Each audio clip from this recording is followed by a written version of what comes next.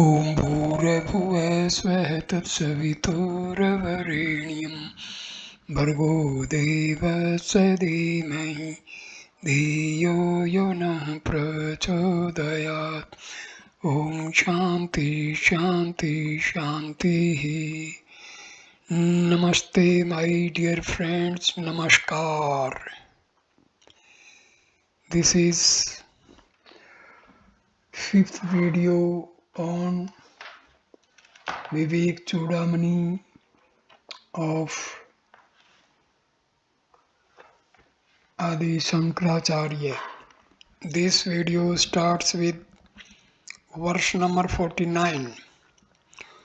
को नाम बंद है कथमेश आगत है कथम प्रतिष्ठास्य कथम विमोक्ष है को सावनात्मा ब्रह्म है कै आत्मा तयोर्विवेक है कथमेदुच्यताम what is bondage, how has it come, how does it continue to exist, how can one get out of it completely, what is the non-self, who is the supreme self, and what is the process of discrimination between these two, self and not self. Please explain all these to me. This is a series of 7 questions which the student asks the teacher, who will now take them up one by one and answer them exhaustively.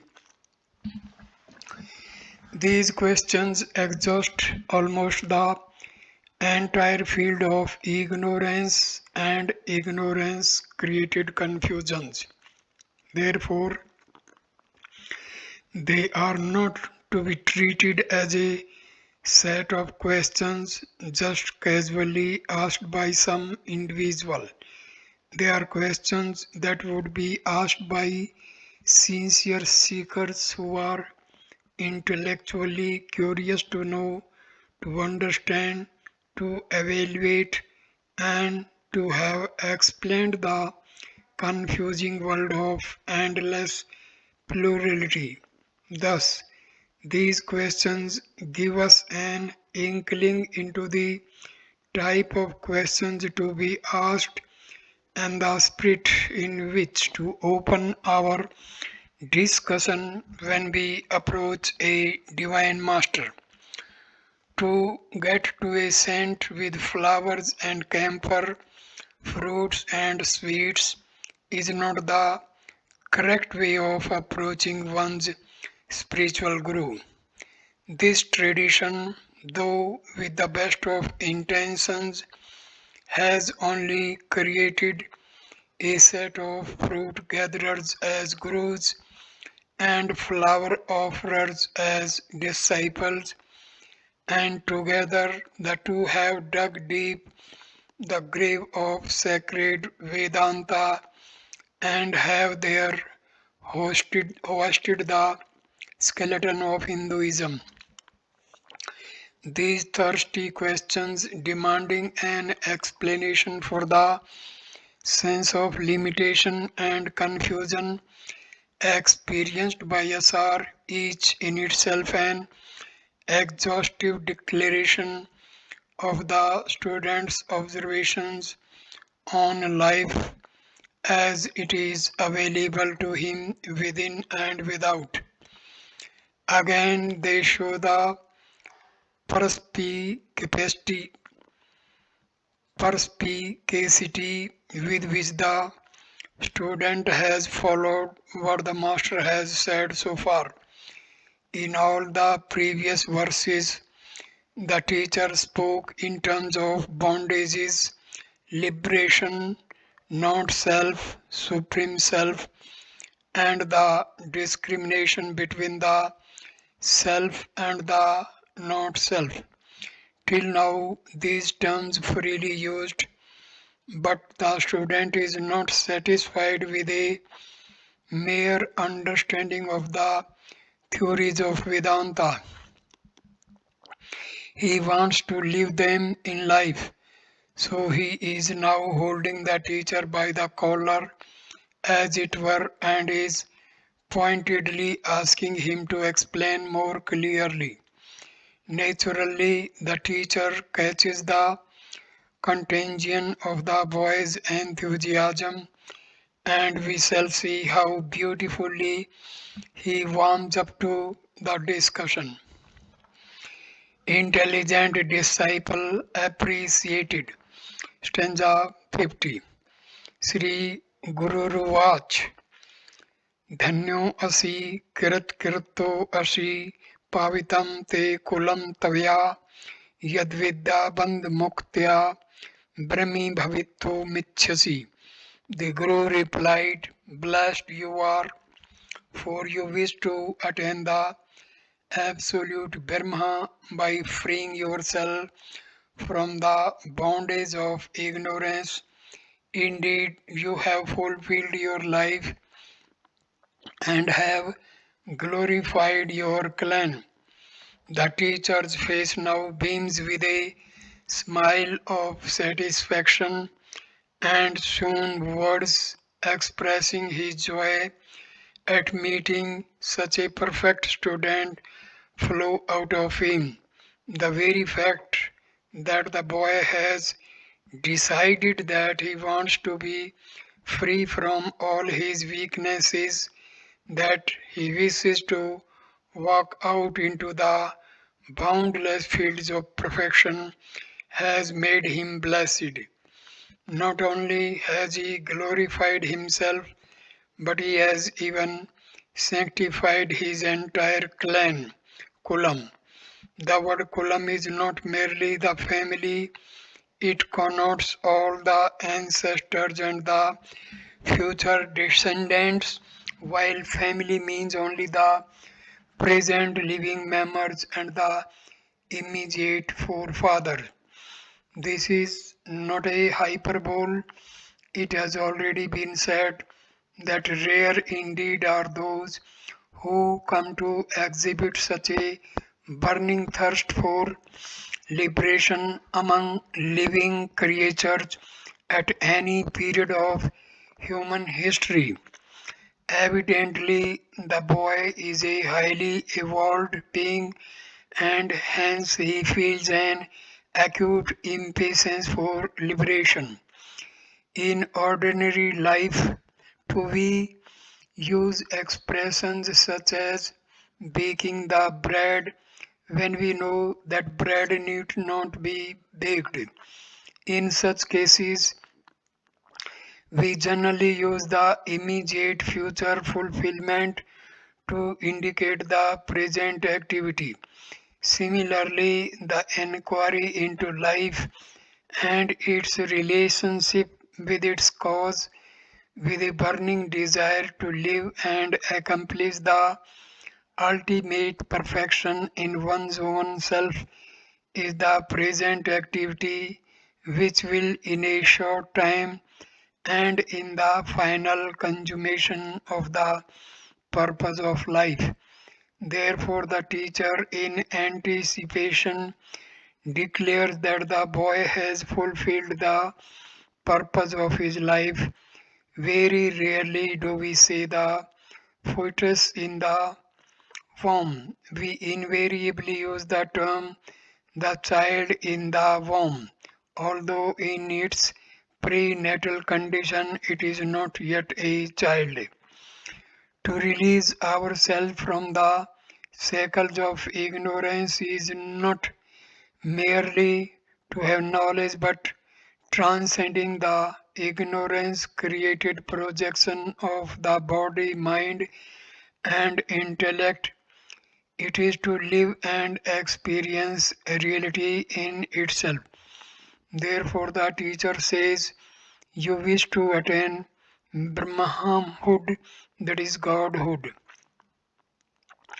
Glory of self effort. Stanza number 51. ऋण मोचन करतार पितुः संति सुता देह बंधन मोचन करता तो सौ समादन्यो ने कश्चन. A father has his sons and others to save him from his financial debts, but to redeem himself from his delusions, there is none but himself. Stanza number 52. Mast kanne bhar derdo mannai nirvayarte Aksudhadikrit dukham tu vinasven ne kenchit. Exhaustion and fatigue caused by carrying a load on the head can be relieved by others coming to one's help, but none can save one's own self, can end the pangs caused by hunger, etc. Stanza 53.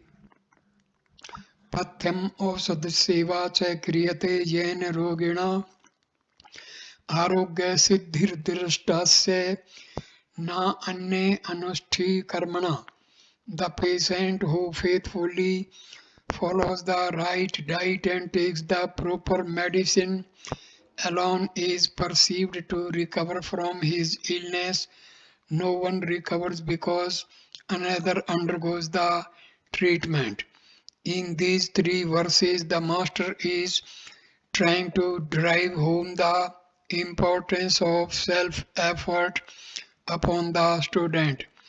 Any amount of hearing, study, intellectual thinking, and logical discussion cannot by themselves bring about liberation from our misconceptions and false evaluations in life. Textbooks on culture and tradition and missives on religion are not talismans which can keep the Satan away. In order to impress this idea upon the student, the teacher gives three verses with three different examples. These homely analogies, which fall within the experience of everyone, are given to remove any possible misunderstanding of the student regarding the technique of self-realization. All the objective sciences in the world can be mastered by merely studying them. The man who studies the law of the country with all its implications can become a lawyer.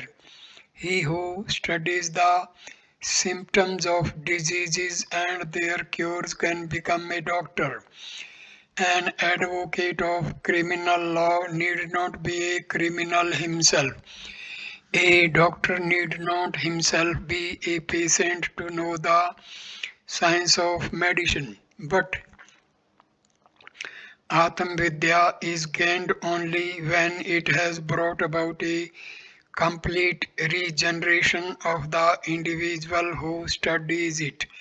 After gaining the objective knowledge, there must also be a subjective achievement. You may learn to play an instrument and be able to do so faultlessly, but it is inspiration alone which makes an artist. Your painting might be exactly like a photograph, but unless you have grasped the essence of what you are painting and are able to express it, you will only be a craftsman and not an artist. It is therefore that no teacher, however great he may be, can impart the subjective knowledge to a student. All the teacher can supply is a clear vision of what is involved, a glimpse of the goal to be achieved, and logical arguments to convince the student of the blessedness and perfection of both the goal and the path. The examples given in the three verses are very telling. A father may be suffering agony and mental agitations due to his debts. In such a case, his children, dutiful and sympathetic, Sympathetic can certainly relieve him from his debts by their cooperation and help, but the sorrows and agitations which are due to his spiritual delusion can be relieved only by himself. None else can do it. If a traveler is fatigued and exhausted because of the extremely heavy load he is carrying on his head, he can be helped and relieved by fellow travelers. Nay, even an inanimate load rest can relieve the man. But the pangs he suffers from hunger, which is an inner disturbance, cannot be removed by somebody else eating a sumptuous dinner on his behalf. To remove hunger, his own stomach must receive the food and be appeased. The teacher, not satisfied with these two striking examples, adds yet another verse to drive home to the student the necessity for conscious personal effort. He says only those patients are cured of their ailments who faithfully follow the prescribed diet and take the right medicines themselves. A person suffers because of some maladjustment in his physical system, and the medicine must be assimilated and absorbed by his body so that it may remove the causes of his illness. One cannot cure one's illness by the medicines another has taken. In fact, health is the natural condition of man. Some cause or causes enter the system which obstruct the experience of the body's true vitality, and the person suffers. The medicine does not create health, it only removes the causes of ill health. Similarly, the misunderstandings created by ignorance can be removed, and the conditions required for a fuller expression of the reality can be brought about in him only by his own efforts. In short, each one of us must walk the path by himself, but properly guided by the instruction of the teacher and the scriptures. Stanza number 54. Vastu Savrupam Saputbodh Chaksusa Savinne Vedam Nu Tu Panditen Chandra Savrupam Nij Chaksu Saiv Gyatavve Mani Gamyate Kim. The actuality of things is to be known by a first-hand personal experience through the eye of clear understanding and not through the reports of learned men. The beauty of the moon is enjoyed through one's own eyes. Can one appreciate it through the description by others? Sankara reinforces the idea in the above three examples with yet another verse, hammering as it were the last nail on the coffin of our doubts. The beauty, the brilliance, the soft glory, the queenly dignity, the serene consolation, the message of love and leisure, of peace and quietude, which the moon sheds as it glides across the springtime skies, cannot indeed be captured in words but are experiences to be enjoyed subjectively only. The vision of its majesty is to be perceived by one's own eyes and experienced in satisfying suggestive silence. A blind man cannot enjoy the love messages of a moonlit night.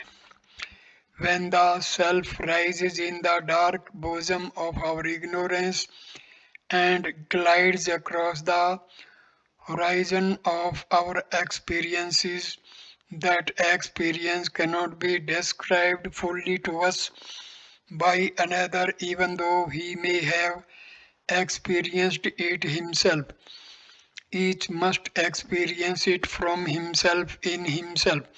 This analogy of moonrise is indeed the most poetic and by far the most appropriate example to indicate the soft silvery light of knowledge that illumines with its sublime peace and perfection the dark atmosphere in the bosom of the ignorant. Stanza 55. Avidya kam karmadi pasbandham vimochitum ke shaknu Saknuya Divnatmanam Kalpkoti Satrapi. Who else but oneself can help rid oneself of the bondage caused by the change of ignorance, desire, action, etc., even in 100 crore of kalpas?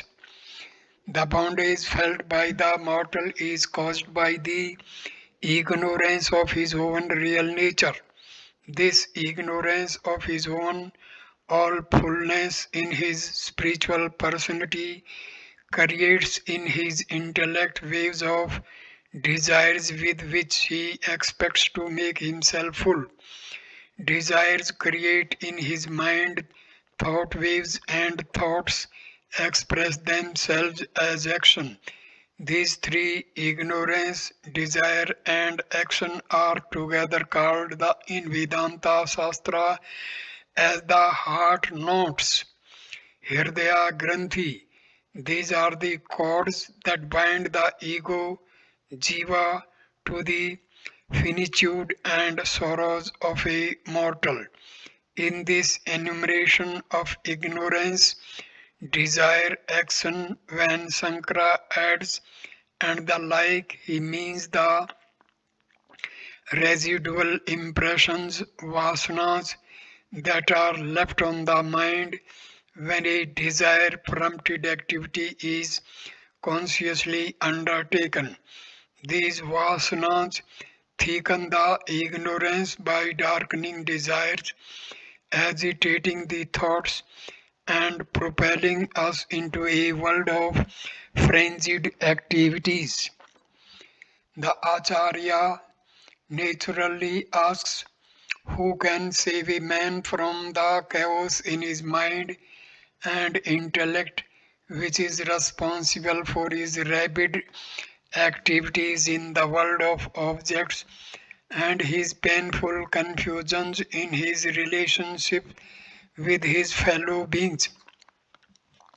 The answer is contained in the question itself, none but he himself. The term kalpa is used to indicate the entire duration of one universe from its day of creation to its day of doom. It has been calculated that the light of the universe is one day of the Creator, which is equivalent to 432 million years in terms of calculation of time possible with our finite and limited time. Knowledge of the self, its beauty. Stanza number 56. Ne yogen ne sankhen karmana no ne vidyaya Brahma atam katav bodhen moksha siddhati na anyatha. Neither by yoga, nor by sankhya, nor by ritual, nor by learning is liberation possible. Only by the realization of one's identity with Brahma is liberation possible, not by any other means. None of the paths enumerated in this verse can take the student to his goal if he only mechanically follows it without an ardent and sincere cooperation. Altogether, there are 6 schools of philosophical thought in India, only some of them are mentioned here. Note that the others are positively against self realization, against its principles. The few mentioned here include the rest. By the term yoga, Sankara means the path of mysticism developed and maintained through the exercises of Hatha Yoga. The Sankhya philosophy is one of the main fountainheads of Vedanta. Vedanta has sprung from its early roots and has ultimately reached a greater precision of thought and perfection of detail from what was only an elaborate philosophy. According to the Sankhya philosophy, essentially dualistic, the world is constituted of two intrinsic factors, Purusha and Prakriti, spirit and matter. Spirit is the sentient, intelligent, knowing principle, the vital factor, the source of all life that expresses through physical forms. Matter is insentient, unintelligent, and lifeless in itself, but it comes to exhibit the characteristics of life when it is blessed with a close proximity with the spirit. Purusha by itself cannot achieve or execute, but when matter comes in contact with it, it is charged with dynamism. The spring in the watch is inert. Then what makes the watch work?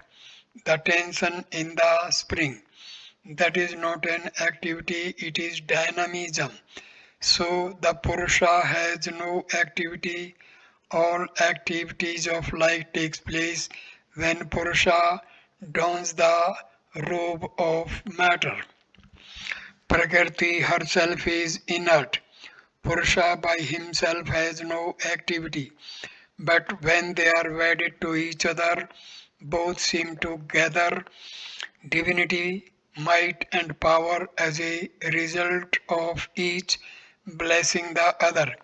In this philosophical concept, the logic of thinking took the Sankhyans to a natural conclusion that Purusha reveling within one sample of matter is different from the Purusha in all others.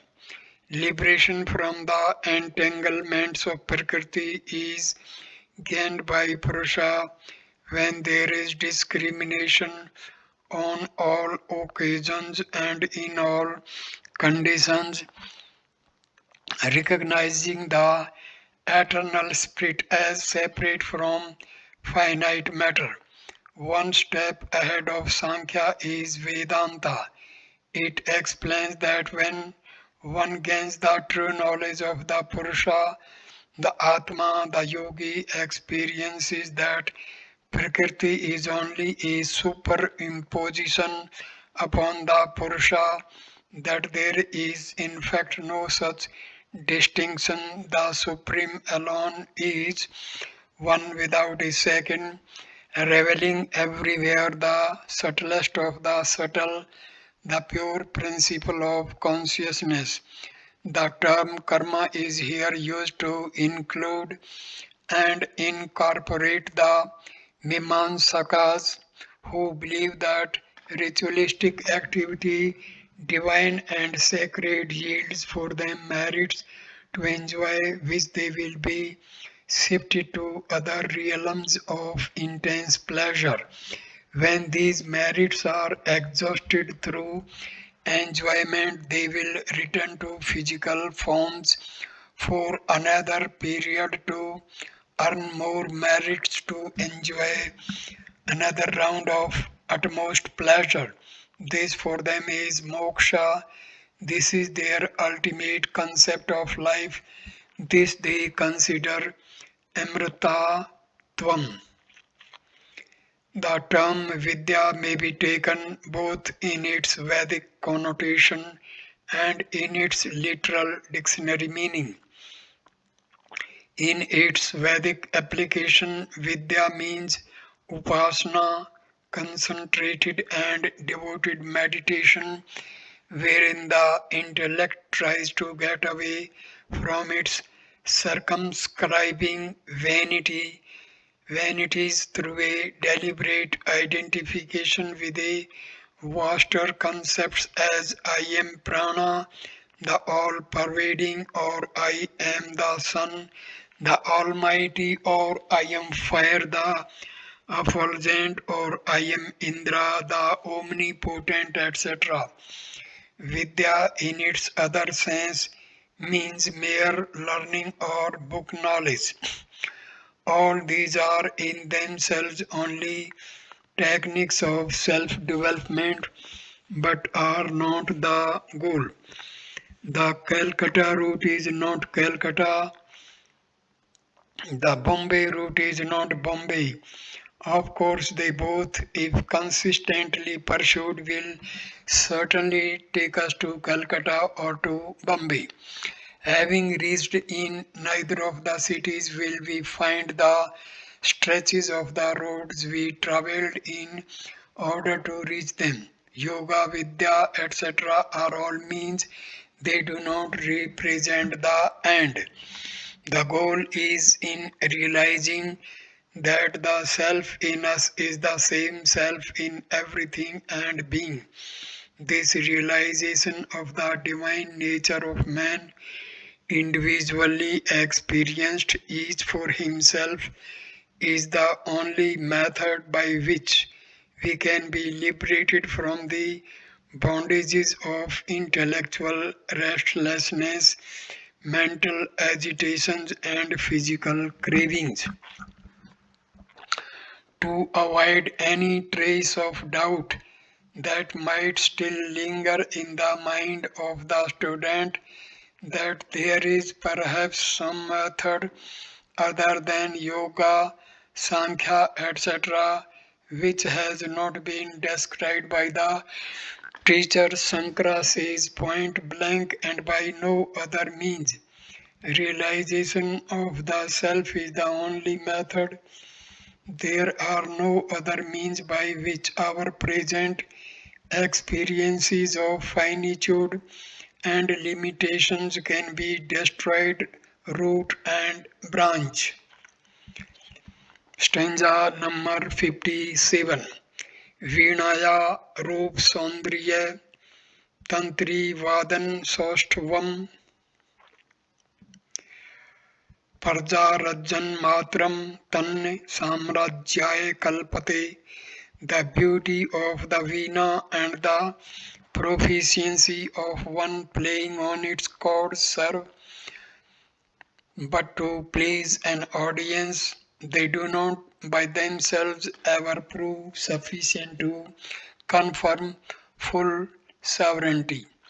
In using analogies, nobody has yet come to the field of philosophy who can rival Sankara's efficiency and perfection.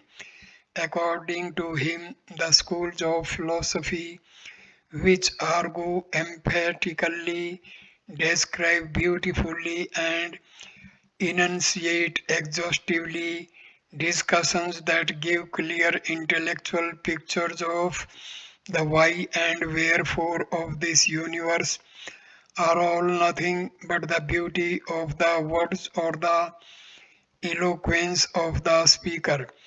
The player of an instrument with his proficiency may entertain the largest conceivable audience, and for the time being, the listeners may even consider him the king of artists. Yet, in effect, he can never gain sovereignty permanent and complete over the audience through the instrument. Similarly, the various schools of philosophy are intellectual entertainments, no doubt, yet the seeker cannot gain the status of godhood by merely dabbling in philosophy.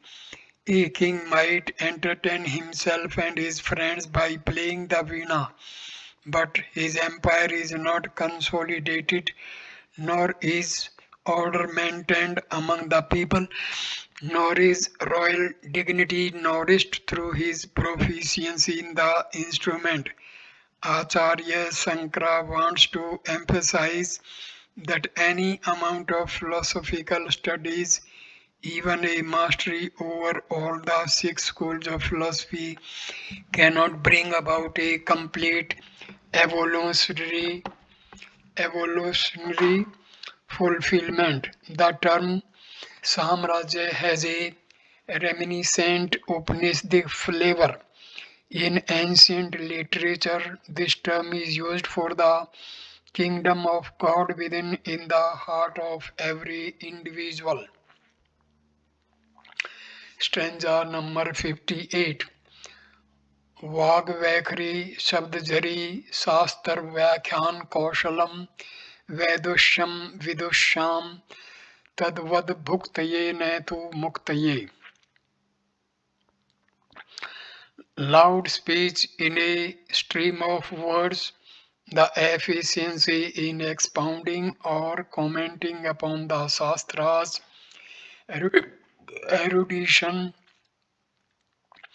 these bring only a little joyous material satisfaction to the scholar, but they are insufficient to liberate him completely.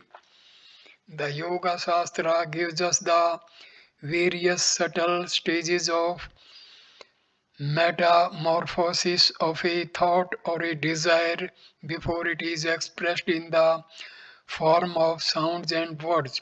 Altogether, it describes four distinct stages in a thought's manifestation as an expression in words. First of all, the thought arises from or has contact with the reality or life in us, and at this stage it is called pra. When it manifests sufficiently for the ego in us to be conscious of it, it is in a state grosser than the previous one, and at this stage of its perceptible existence, it is called Pashyanti. A thought of which we have become conscious passes through a state of inner moulding in the crucible of language, and this state of transcribing thought into a series of symbolical sounds for the purpose of conveying it to another is called madhyama. And when actually the symbols indicated by the mind are relayed through expressed audible sounds, the thought in its grossest manifestation is called vakri. By the term vakri, Sankara means the unproductive and noisy discussions on philosophy which some students of Vedanta engage in. These gabblers are laughed at, condemned, and quite ignored by all the great acharyas like Sankara. To the rishis, an ounce of practice is more sacred than tons of discussion around a table. According to Sankara, mere knowledge of philosophical thoughts can be used only for purposes of eking out a profit for one's own livelihood or for gaining some insignificant popularity or short-lived glory.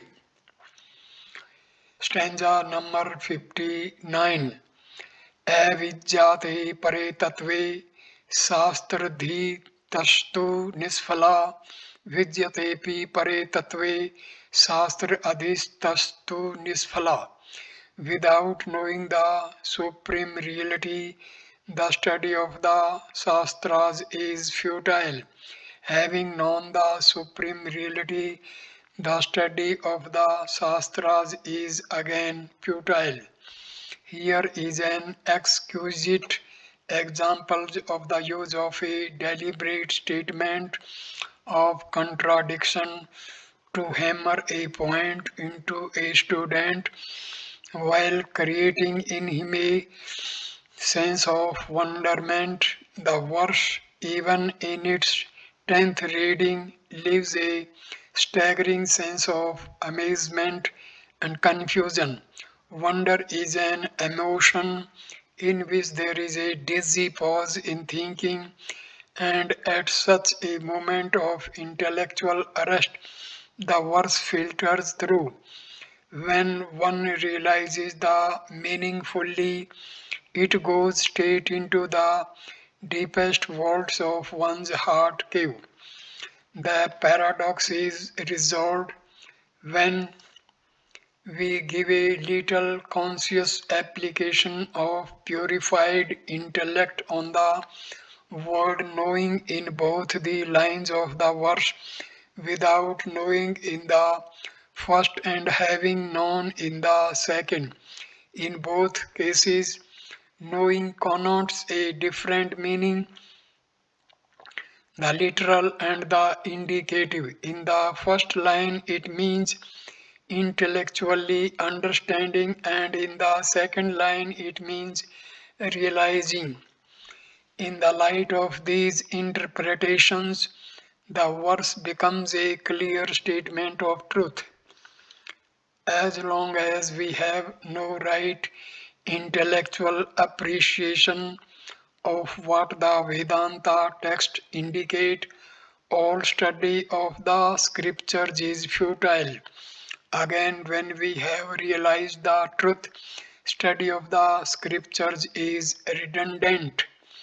Elsewhere in Vedantic literature, it is said that the efforts of all the Vedas is ultimately to deny the existence of plurality, which is a sorrowful dream projected by the individual mind, a delusion superimposed upon the Atma, the substratum.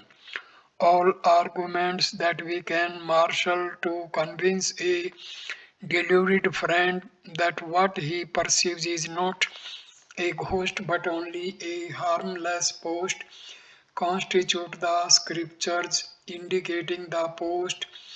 Naturally, therefore, any man of realization reading even the best of scriptures must laugh indulgently at the colossal inefficiency of Mother Shruti. And those who have no conception of reality, to them no scriptural study can give even a trace of thrill. We read in Vedanta that to such immature intellects, the Upanishads are empty words, just as children can never understand the physical thrill of married life, so too, poor things, they have not the instruments to understand or the maturity to comprehend the truth. Then, as they grow, even if it is not taught, they will instinctively learn to feel or to know. Stanza number 60. शब्दजालं महाअरण्यं चित्भ्रमन् कारणम् अतः पर्यतजाजतव्यं तत्त्वसत्त्वमात्मनम्. Commentaries on philosophies constitute a thick jungle in which a roaming mind may easily get lost in its own delusion.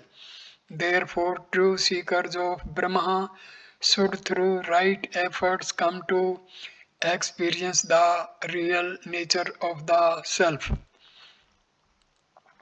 In this brilliant metaphor, the Acharya woos both poetry and philosophy with the ardor and fervor of a true and noble lover, handling the philosophy and dandling the poetry as it were.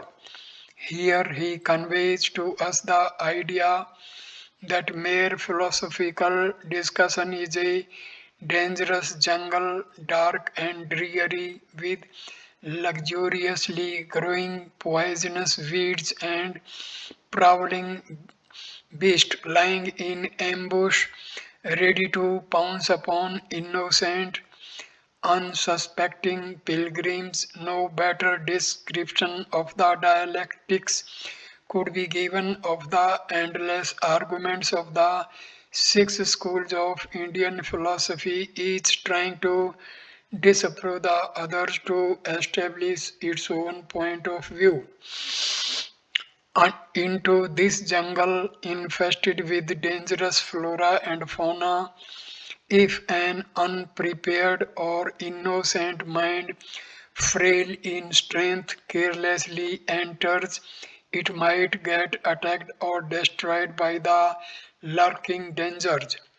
Even an intellectual master of great erudition and perfect scholarship can now and then tumble down into unseen potholes and suffer mental repercussions. So, the warning given here by the benevolent Acharya is of extreme service to initiates entering the portals of Vedanta. Let not the new seekers enter with hasty enthusiasm into such jungles of noisy confusion. The chances are that their minds will get overburdened with contradictory assertions of the great champions of the different philosophical viewpoints, and they will ultimately get lost in the blind alleys of wordy arguments. Therefore, a seeker should set about only after knowing the true nature of the self through the method of Atam Vichara. When he has fully acquired the necessary qualifications for it through upasanas and meditations. Stanza number 61. अज्ञान सर्वदृष्टस्य ब्रह्मज्ञान औषधं विना किमु वेदैश्च शास्त्रश्च किमु मंत्रै किम औषधै. For him who has been stung by the cobra of ignorance, the only remedy is the knowledge of Brahma. Of what use are the Vedas and the scriptures, mantras and medicines to such a victim of poison? The Supreme, poisoned as it were by self forgetfulness, has come to suffer the burning agony of limitations and sorrows. It has forgotten its divine nature and identifying with the matter envelopments, it sobs at its mortality, its sorrows, its imperfections. To one who has realized these and has come to feel a choking impatience to be relieved from the tyranny of pain, nothing short of self discovery can be satisfying.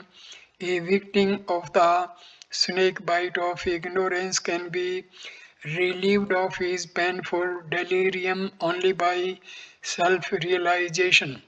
Only then can he live as the spirit, the reality in everything and being.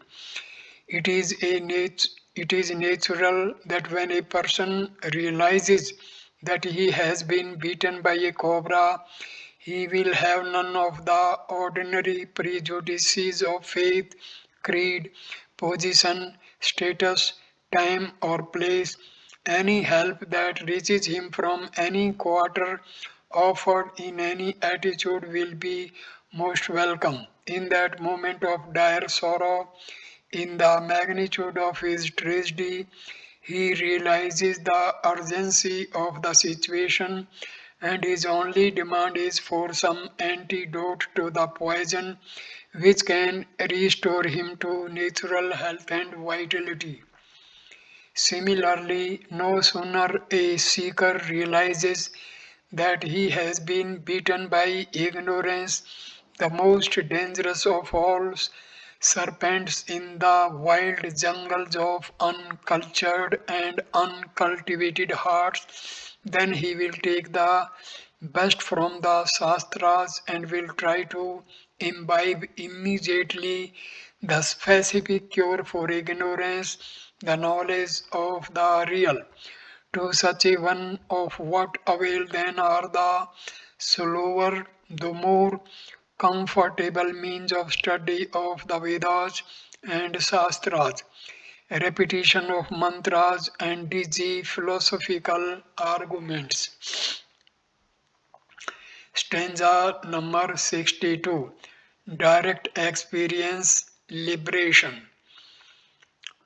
Ne gachti vina panam vyadhi व्याधिर औषध शब्दस्तय विना प्रोक्ष अनुभवम ब्रह्म शब्देनर मुच्यते. A disease is not cured by merely repeating the name of the medicine and without taking it, without direct realization.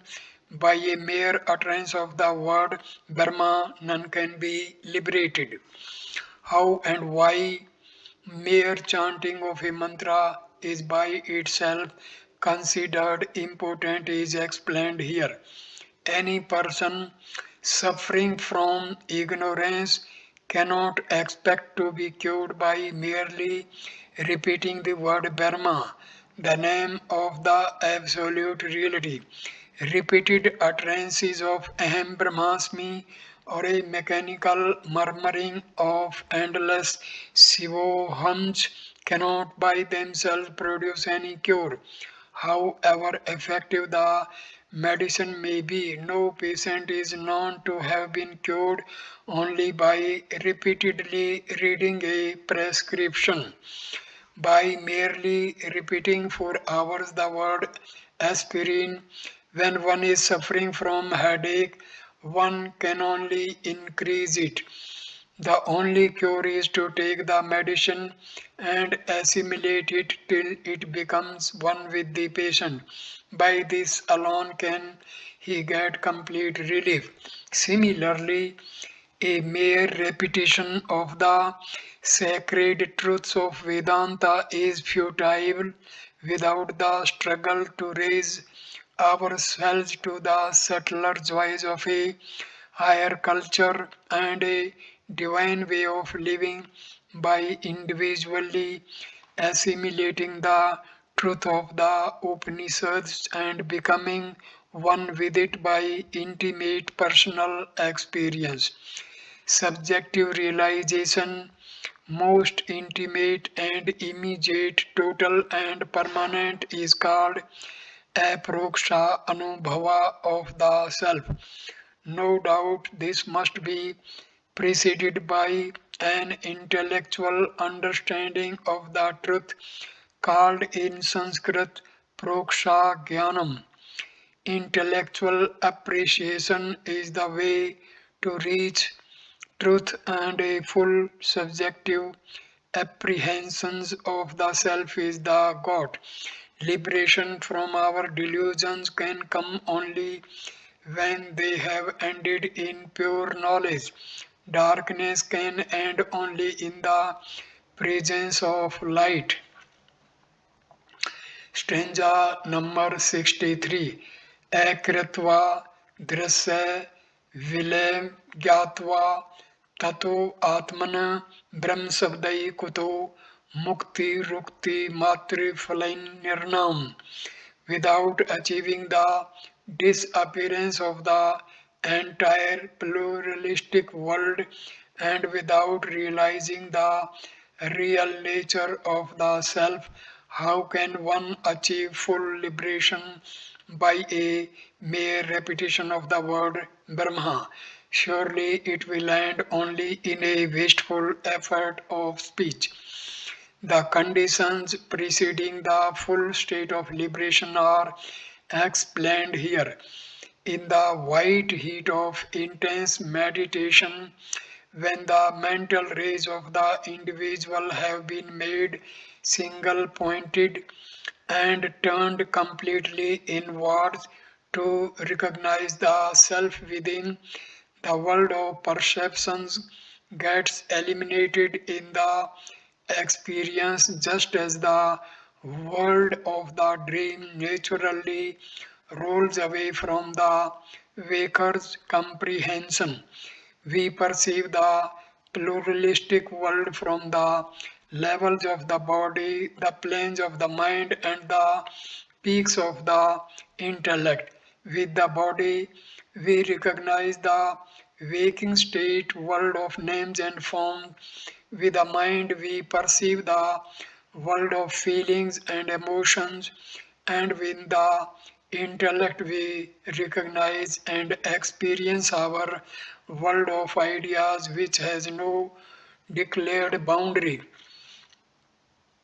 On transcending our identifications with the body, mind, and intellect, the world of plurality filtering into our consciousness through the sense organs gets absorbed as it were into what unfolds itself as the pure self, the truth. On waking from a dream, it cannot be said that the dream has rolled away into some other point of time and place. We will have to accept that the dreamer in us only because of our complete forgetfulness of real self as the waker. On waking, the dream is considered to have vanished. Similarly, on awakening to the full spiritual consciousness of Godhood, the world of change and finitude is experienced as having totally vanished. Without coming to this state of total self realization, even though for only a fleeting moment, there is no liberation possible from the instinctive weaknesses that one suffers because of one's false identifications. This is the way shown by our scriptures. This is the path by which an endless caravan of perfect men traveled to gain their goal in life. And in our own times also, many a noble soul has enjoyed the fulfillment of his mission in life, waking the very same path and attaining the very same goal. Lip Vedanta has never helped anyone to gain perfection. Mere discussion, idle repetition, boisterous arguments, these have never brought to anyone any substantial blessings except the exhaustion of over talking. Sankara urges the seeker to talk less and practice more. Stanza number 64. Akritva Satru Sangharam Gatva Khilam Bhu Shriyam Raja Hamiti Shabdanno Raja Bhavetur Tumrhati.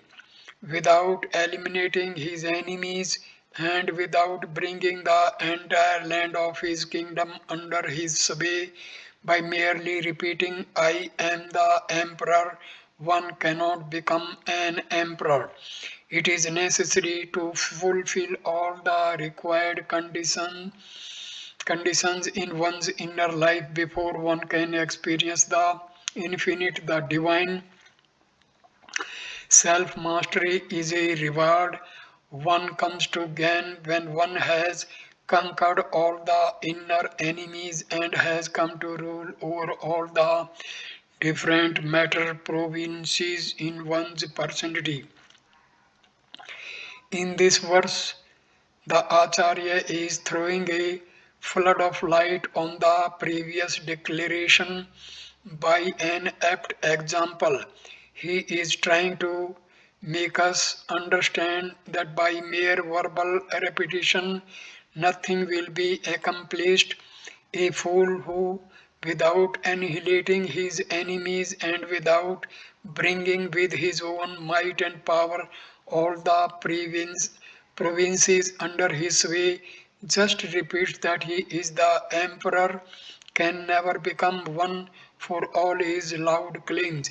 Certain necessary conditions must be fulfilled before he can hope to gain the sceptre and the crown and be recognized as the emperor. An emperor has no enemies within his own empire, and everyone living in his empire is directly under his will and command. If these conditions are accomplished, he need not even announce or declare that he is the emperor. The world will do it for him.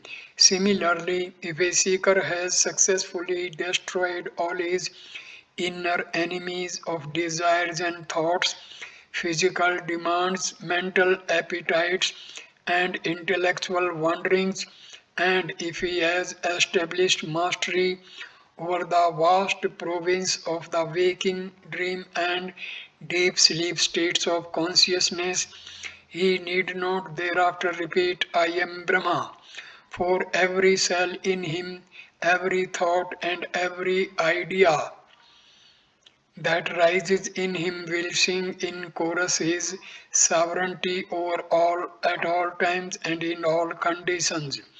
The idea that man's self effort in the right direction alone can make him rediscover for himself the spiritual essence in him to be divine and all powerful is vividly brought out by the following exquisite verse pregnant with suggestions, rich in melody, perfect in flow and rhythm. Now, at this point, I complete this video. Next video number 6 will start with stanza number 65 of Vivek Chudamani of Adi Sankaracharya. Namaste, dear friends. Thank you.